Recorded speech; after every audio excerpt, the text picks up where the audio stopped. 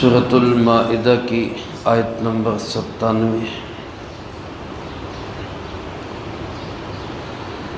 الحمدللہ وکفی سلام علی عبادہ الذین اصطفی خصوصا علی سید الرسل وخاتم الانبیاء وعلى آلہ واصحابہ الاتقیاء اما بعد فاعوذ باللہ من الشیطان الرجیم بسم اللہ الرحمن الرحیم جعل اللہ الکعبۃ البیت الحرام قیاما للناس والشہر الحرام والہدی والقلائد ذلك لتعلموا ان اللہ يعلم ما في السماوات وما في الارض وان اللہ بكل شيء علیم۔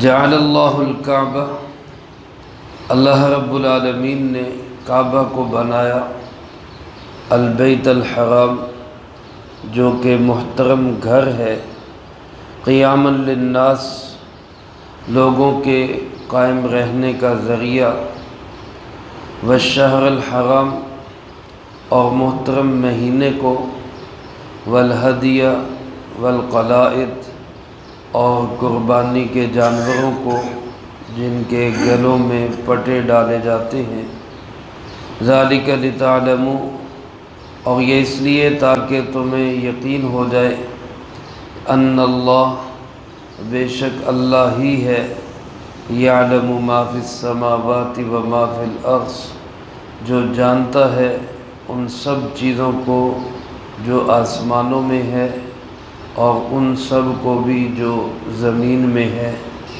وَأَنَّ اللَّهَ بِكُلِّ شَيْءٍ عَلِيمٌ، اور تمہیں یقین ہو جائے کہ بے شک اللہ ہی ہے جو ہر چیز کو جاننے والا ہے۔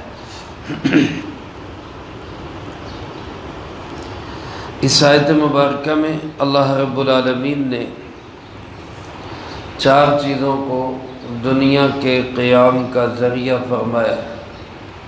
4 چیزیں ایسی ہیں جن کی وجہ سے ساری دنیا قائم ہے، اور ان 4 چیزوں میں بھی خاص طور پر ایک ہی چیز ہے، باقی تینوں چیزیں اسی سے متعلق ہے، اور وہ ایک چیز ہے اللہ کا پاک گھر جس کو بیت اللہ کہا جاتا ہے۔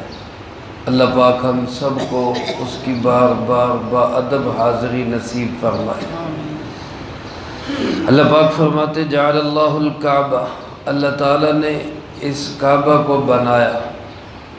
کعبہ عربی زبان میں ہر اس بلڈنگ کو کہا جاتا ہے جو مربع ہو، یعنی چکور بلڈنگ ہو، چاروں سائڈیں اس کی تقریباً ایک جیسی ہوں۔ بیت اللہ کی چاروں دیواریں بالکل ایک جیسی تو نہیں، لیکن قریب قریب ایک جیسی ہیں، چکور عمارت ہے، اس لیے اس کو بھی کعبہ کہا جاتا ہے۔ اور ایک وجہ علماء نے کعبہ کہنے کی یہ لکھی ہے کہ کعب کہتے ابری ہوئی چیز کو جو اوپر کو اٹھی ہوئی ہو، پاؤں کے ٹخنے کی جو ہڈی اس کو بھی کعب کہا جاتا ہے، پاؤں کے درمیان میں جو ہڈی جس پہ تسمہ باندھا جاتا ہے اس کو بھی کعب کہا جاتا ہے۔ بیت اللہ کو کعب اس لیے کہا جاتا ہے کہ دنیا میں سب سے پہلے جو خشکی نمودار ہوئی وہ اسی جگہ پہ جہاں بیت اللہ ہے۔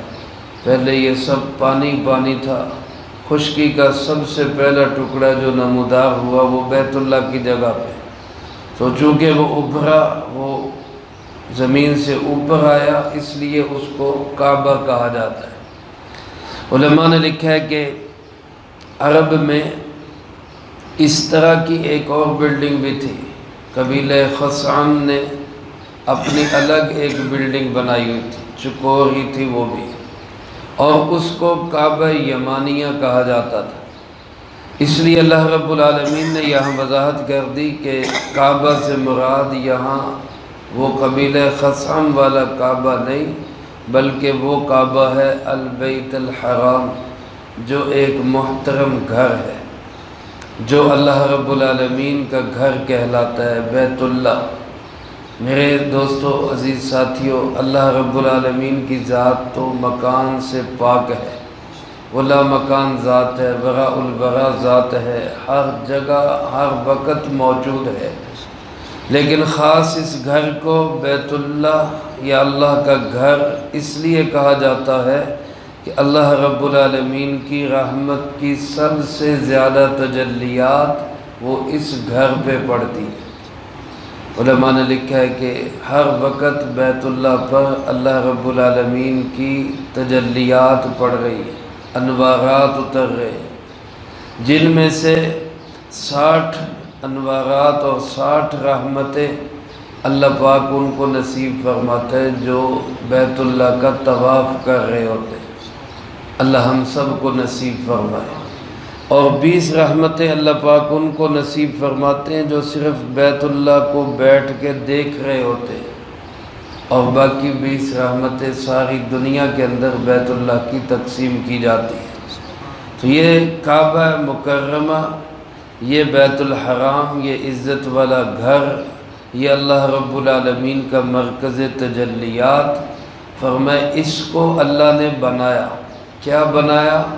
قیام للناس، لوگوں کے قیام کا ذریعہ۔ قیام اس چیز کو کہتے ہیں جس پہ کوئی دوسری چیز قائم ہو، جیسے پلر ہے، ستون ہے، اس پہ چھت قائم ہوتی ہے، تو اس کو کہتے ہیں کہ یہ چھت کے لیے قیام ہے یا قوام ہے۔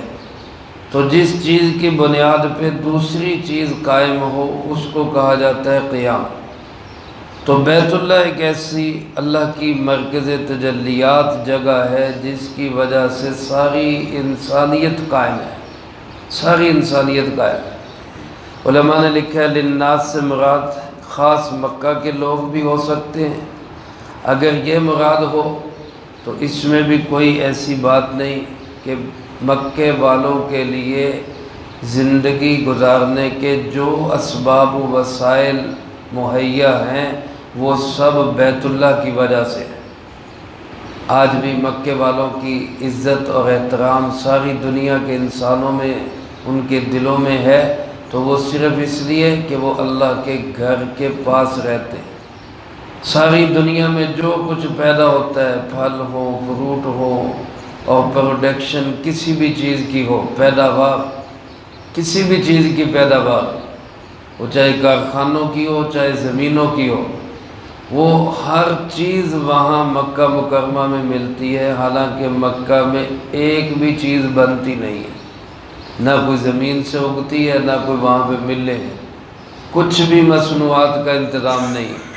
لیکن اس کے باوجود کائنات میں سوئی سے لے کر بڑی سے بڑی چیز تک جو بھی آپ نے لینی ہو وہ مکہ مکرمہ میں آپ کو ملے گی۔ تو گویا اہل مکہ کی زندگی گزارنے کا اور ان کی رہن سہن کا، ان کے بود و باش کا جو مین اور مرکزی کردار ہے وہ بیت اللہ شریف ہے۔ اس کی وجہ سے اللہ ان کو روزی دے رہا ہے، اور یہی بیت اللہ ساری دنیا کے بھی قائم رہنے کا ذریعہ ہے کہ یہ بیت اللہ قائم ہے تو ساری دنیا قائم ہے۔ علماء فرماتے ہیں یہ پوری دنیا کا سینٹر ہے، درمیان ہے۔ یوں سمجھ لیں کہ جیسے چکی کے پارٹ اس کے درمیانی، جو اس کے درمیان میں ایک کلی ہوتی ہے، اس پہ دونوں پارٹ گھوم رہے ہیں، اسی طرح ساری دنیا کا نظام، اس کی درمیانی جو کلی ہے وہ اللہ کا گھر بیت اللہ ہے، ساری دنیا کا نظام اس پہ چل رہا ہے۔ اور حدیث مبارک میں بھی آتا ہے جب تک دنیا میں ایک شخص بھی اللہ اللہ کہنے والا موجود ہے، اللہ پاک اس دنیا کے نظام کو قائم رکھیں گے۔ گویا ایک بندہ بھی اللہ کے گھر کی طرف متوجہ ہے، ایک بندہ بھی طواف کر رہا ہے، ایک بندہ بھی بیت اللہ کی طرف رخ کر کے نماز پڑھ رہا ہے، ایک بندہ بھی بیت اللہ کے رب کو، رب کعبہ کو یاد کر رہا ہے، تو دنیا کا نظام قائم ہے۔ اور جس دن خدا نہ خواستہ یہ نظام ختم ہو گیا، بیت اللہ کو یاد کرنا لوگوں نے چھوڑ دیا، اس کا طواف چھوڑ دیا، اس کی طرف نماز چھوڑ دی، اللہ اللہ کہنا چھوڑ دیا، تو پھر میرے عزیز دوستو دنیا کا نظام بھی باقی نہیں رہے گا، اس کو بھی اللہ پاک ختم فرما دے۔ تو گویا ساری دنیا کے نظام کے چلنے کا سبب اور ذریعہ جو ہے، بنیادی چیز جو ہے، وہ اللہ کا پاک گھر ہے، بیت اللہ ہے۔ حدیث پاک میں آتا ہے قیامت کے قریب ایک شخص آئے گا جس کی علامات بھی آپ نے ارشاد فرمائی، وہ سیاہ رنگ کا اور چھوٹے قد کا اور موٹی موٹی پنڈلیوں والا، وہ شخص آ کے اس بیت اللہ کو گرانے کی کوشش کرے گا۔ تو جب وہ اس کو گرائے گا، اس کے ساتھ ہی اللہ پاک اس دنیا کے نظام کو ختم فرما دیں گے۔ تو گویا دنیا کا نظام بھی تب تک چل رہا ہے جب تک بیت اللہ اپنی اصلی حالت کے اندر موجود ہے۔ اس لیے آج حرمین شریفین کا تحفظ ساری دنیا کے بقا کا ذریعہ ہے، اور خدا نہ خواستہ حرمین شریفین کو ختم کیا جاتا ہے تو ساری دنیا کے خاتمے کا اعلان ہے۔ تو اللہ پاک فرماتے ہیں ہم نے اس کعبہ کو، بیت اللہ کو، اس مقدس گھر کو ساری دنیا کے قیام کا ذریعہ بنایا ہے، پوری انسانیت کے لیے۔ اور اس کے ساتھ 3 چیزوں کا اور ذکر کیا جو تینوں چیزیں بیت اللہ سے ہی متعلق ہیں۔ ایک فرمایا الشہر الحرام، محترم مہینہ۔ بعض مفسرین کرام رحمہم اللہ فرماتے ہیں الشہر واحد کا صیغہ ہے، ایک مہینہ۔ اس محترم مہینے سے مراد کون سا مہینہ ہے؟ یہی مہینہ ذوالحج کا، جس میں ابھی ہم چل رہے ہیں، آج اس کی 26 تاریخ ہے۔ یہ ذوالحج کا مہینہ جس میں حج ہوتا ہے، یہ ذوالحج کا مہینہ جس میں ساری دنیا کے حاجی وہ بیت اللہ کی طرف کھنچے چلے آتے ہیں، اسی مہینے کو اللہ پاک نے محترم مہینہ قرار دیا ہے۔ دوسرے بعض مفسرین کرام فرماتے ہیں الشہر اگرچہ واحد کا صیغہ ہے لیکن مراد اس سے جنس ہے، یعنی وہ تمام مہینے جو محترم مہینے، اور سال کے 12 مہینوں میں 4 مہینے جن کو اللہ پاک نے فرمایا منہا اربعۃ حرم، 4 مہینے محترم مہینے، ان میں 3 تو یہ ذوالقعدہ، ذوالحجہ اور محرم، یہ 3 مہینے لگاتار ہیں، اور چوتھا مہینہ رجب ہے۔ یہ اشہر حرم ہے۔ عرب کے زمانے میں لوگ ان مہینوں کا احترام کرتے تھے، حتیٰ کہ چور ڈاکو بھی ان مہینوں میں چوری اور ڈکیتی چھوڑ دیا کرتے تھے۔ جس دور کو ہم دور جاہلیت کہتے ہیں، اس دور جاہلیت میں بھی ان مقدس مہینوں کا احترام تھا، اور آج اس پڑھے لکھے دور میں بھی ان مہینوں کا کوئی احترام نہیں۔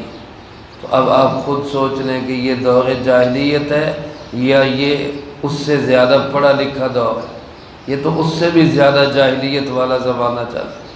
اب جنگیں چل رہی ہیں، اب کوئی کسی کو پرواہ نہیں، یہ محترم مہینے ہیں، ان میں لڑائی نہیں کرنی، ان میں جنگ نہیں کرنی، اور جناب حملے ہو رہے ہیں، مسلمانوں پہ حملے ہو رہے ہیں، مسلمانوں کو شہید کیا جا رہا ہے۔ تو کسی انسان کے دل میں نہ ان مہینوں کا تقدس ہے، نہ اللہ کے گھر کا کوئی تقدس ہے، حالانکہ اس زمانے کے چور ڈاکو بدماش بھی ان مہینوں کا احترام کرتے تھے۔ تو دور جاہلیت اگر وہ تھا تو آج بھی کوئی پڑھا لکھا دور نہیں، آج بھی یہ پڑھے لکھے جاہل ہیں جن کے اندر ان مہینوں کا بھی کوئی احترام نہیں۔ اور تیسری چیز اللہ پاک نے فرمایا والہدی، ہدی اس جانور کو کہتے ہیں جو قربان کرنے کے لیے بیت اللہ کی طرف لے جایا جاتا ہے۔ پہلے زمانے میں جب حاجی حج کرنے کے لیے جاتے تو وہ حج کی قربانی کو اپنے ساتھ لے کے جاتے تھے، جہاں سے چلتے وہیں سے جانور ساتھ لے کے جاتے، اور انہی کے گلوں میں پھر خاص نشانیاں ڈال دیتے جس کو قلائد کہا جاتا ہے۔ القلائد، ہار کو بھی قلادہ کہتے ہیں اور پٹے کو بھی قلادہ کہتے ہیں۔ تو علماء نے لکھا ہے بعض حاجی بھی اس زمانے میں حج کے لیے جاتے ہوئے اپنے گلے میں خاص قسم کا ہار پہن لیتے تھے جو نشانی ہوتی تھی کہ یہ شخص اللہ کے گھر کے حج کے لیے جا رہا ہے، اور پھر اس کو چور ڈاکو بدماش بھی اس کا احترام کرتے تھے کہ یہ اللہ کے گھر جا رہا ہے، اس کو نہیں کچھ کہنا، اس کو نہیں لوٹنا۔ یا جو جانور اللہ کے گھر میں قربان ہونے کے لیے جا رہا ہے اس پہ کبھی خاص نشان لگا دیتے کہ اس پہ کوئی گلے میں ہار ڈال دیتے یا کوہان پہ کوئی زخم لگا دیتے۔ یہ نشانی ہوتی کہ یہ اللہ کے گھر میں قربان ہونے کے لیے جا رہا ہے۔ اب چور ڈاکو بدماش اور لوگ بھی ان کا احترام کرتے کہ یہ مقدس جانور ہیں، ان کو کچھ نہیں کہنا۔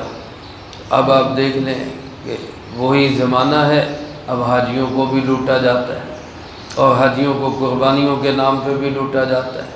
تو گویا کہ یہ وہ جاہلیت کے زمانے کے ہی وہ دوبارہ لوگ پیدا ہو گئے۔ پڑھنے لکھنے سے جہالت ختم نہیں ہوئی، وہ تربیت ختم ہو گئی، وہ اندر کا ادب و احترام ختم ہو گیا۔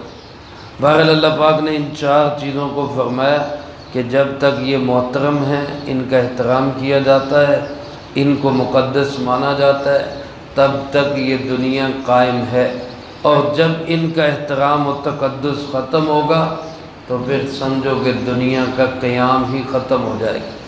اللہ پاک فرماتے ہیں یہ 4 چیزیں محترم اللہ پاک نے جو بنائی اس لیے تاکہ تمہیں یقین آ جائے، تم جان لو، اچھی طرح تمہارے دل دماغ میں یہ بات بیٹھ جائے، آسمان و زمین کی ہر پوشیدہ چیز کو جاننے والا صرف کون ہے؟ اللہ رب العالمین۔ اللہ سب کچھ جانتا ہے، اللہ سے کوئی چیز مخفی نہیں ہے۔ کائنات میں جس کو جو تقدس بھی دیا ہے وہ کس نے دیا؟ اللہ رب العالمین نے دیا۔ اور کائنات میں کسی کا کوئی بھی احترام ہے تو وہ سب کس کا دیا ہوا ہے؟ اللہ رب العالمین کا دیا۔ اور فرمایا تمہیں اس بات کا یقین آ جائے کہ ہر چیز کو جاننے والا صرف کون ہے؟ اللہ رب العالمین۔ میرے عزیز دوستو، آج ہمارا عقیدہ تو ہے اللہ سب کچھ جانتا ہے، اور یہ عقیدہ ہمیں ماں باپ کی گود سے ملا ہے، اللہ سب کچھ جانتا ہے، لیکن ہمارا ایمان نہیں ہے۔ یہ تھوڑا سا فرق سمجھنے کی ضرورت ہے۔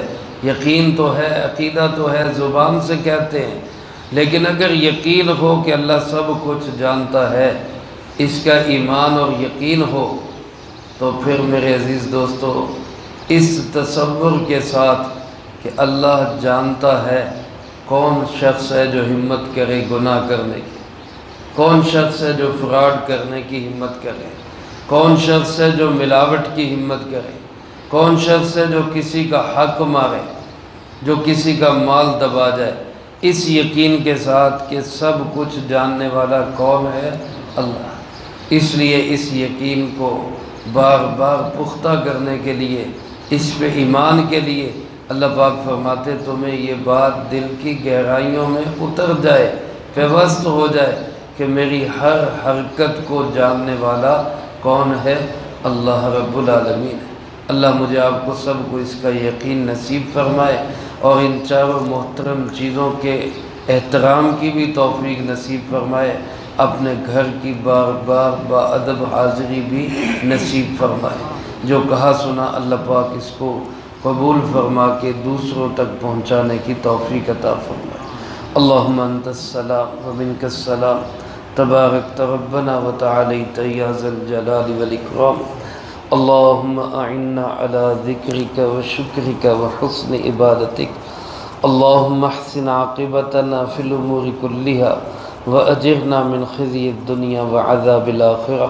اللهم باقية كباقية الوليد، اللهم استر عوراتنا وآمن روعاتنا، اللهم إنا نجعلك في نحورهم ونعوذ بك من شرورهم، اللهم اكفنا بحلالك عن حرامك وأغننا بفضلك عمن سواك اللهم اكفنا كل